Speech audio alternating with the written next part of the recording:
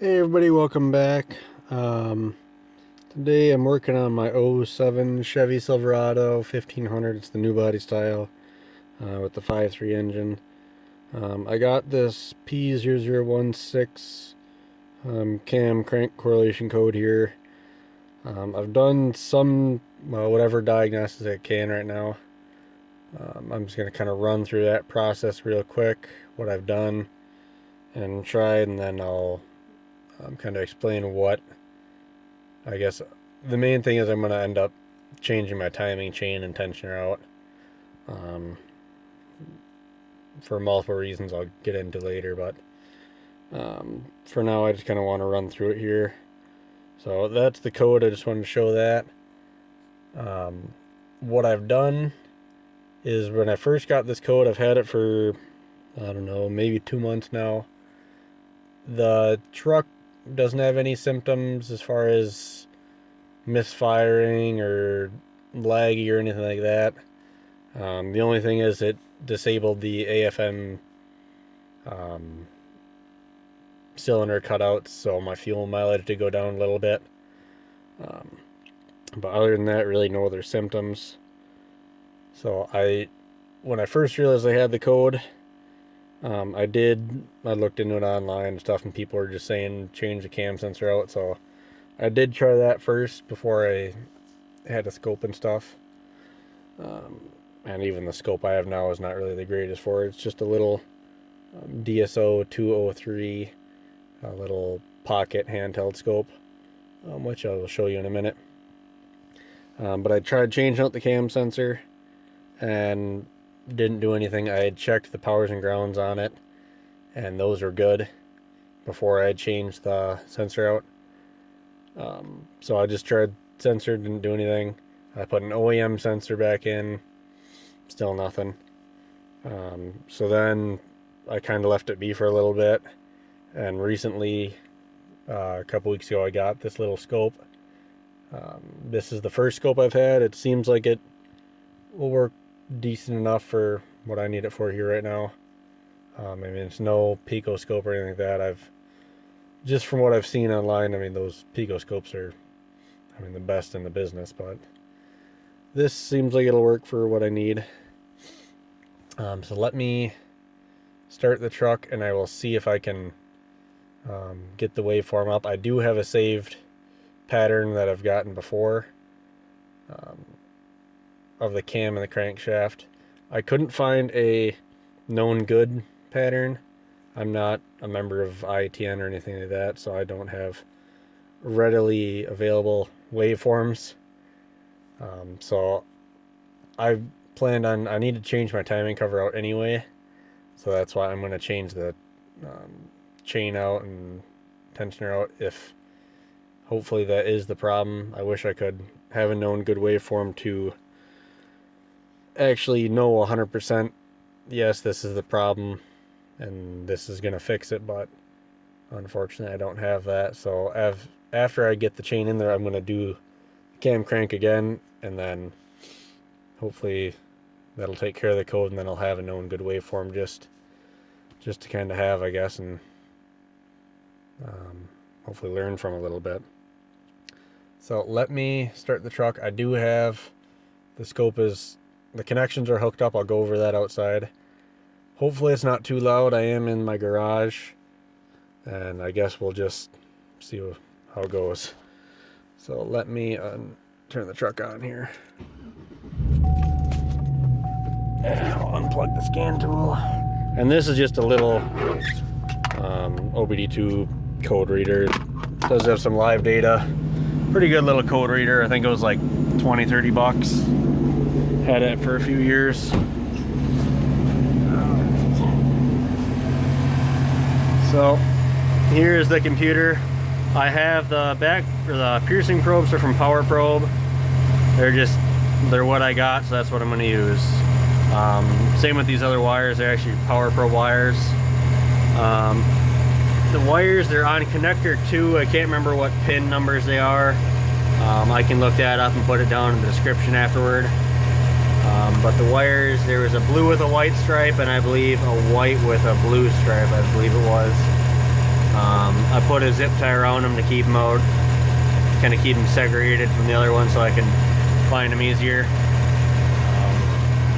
And then here is the scope. I mean, it's a little DSO 203 pocket scope. So I'll get that fired up and we'll see if we can get a waveform on camera here. Okay, so I need to change this to 2 volts, should do fine. I got the settings at 2 volts and 2 volts, and then a 20 millisecond time base. I'm going to change the trigger to none for now. This is a 4-channel scope. I would not recommend using it as a 4-channel scope because, as you'll see here, even with 2 waveforms on here, it gets very crowded. So this is gonna be hard to do one-handed, I guess. Should have done this earlier. Sorry about the camera angle here. In a second, I gotta use both hands. So there is the one waveform already. I gotta get the other one plugged in.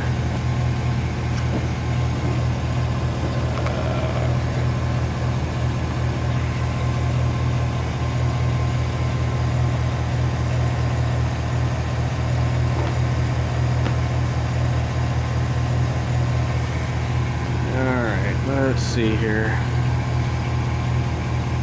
So right now I must not have my back probe in right because I'm not getting a signal there. So let me kind of redo that. You can see on the blue trace I'm getting a signal.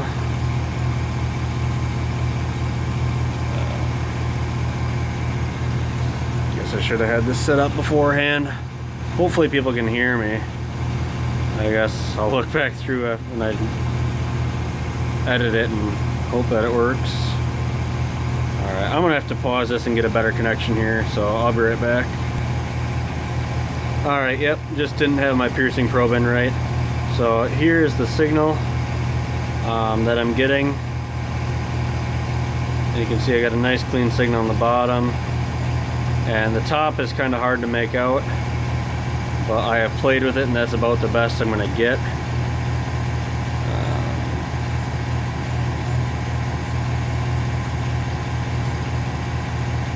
If I start messing with it too much, it doesn't like it.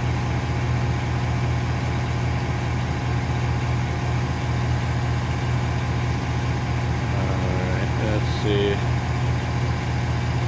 So I can stop the waveform and then go back, and it does have a buffer. I mean, if people want, I can kind of go over this a little better later, but I just wanted to get a general picture here. So it looks like the teeth here and here are lining up with the marks pretty close. You can see the little gaps. That's about as much as I have to go on for a waveform right now. I wish I did have a known good one, like I said, so I can know for sure is it off or not.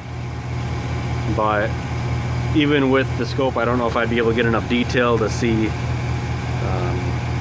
just how far off it is, if it's going to be enough where it's in tolerance or not. I will try to see if I can put a picture or something in the description or something that people can see if they want, so they have this. But yeah, so that's essentially all the diagnosis I can really do right now.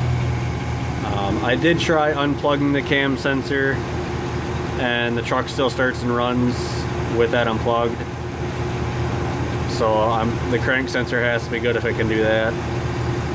So I'm assuming it at this point the timing chain has to be off. I know there's a lot of people who are saying the tensioners go bad and then the chain can skip a tooth or two and then you'll get the code. So that's kind of what I'm going off right now. I will show the process of me tearing that all apart, changing the chain out. In the book you are supposed to remove the oil pan. I really don't want to do that again if I don't have to. It looks like it's just 2 bolts that hold the oil pump on, and you can just barely get access with the oil pan on. So I'm gonna try that and see if I can do it, because that's gonna save me a lot of time. So I guess just stay tuned for the next video, and that'll be me starting to tear this thing apart, I guess. So, all right, I'll see you in a bit.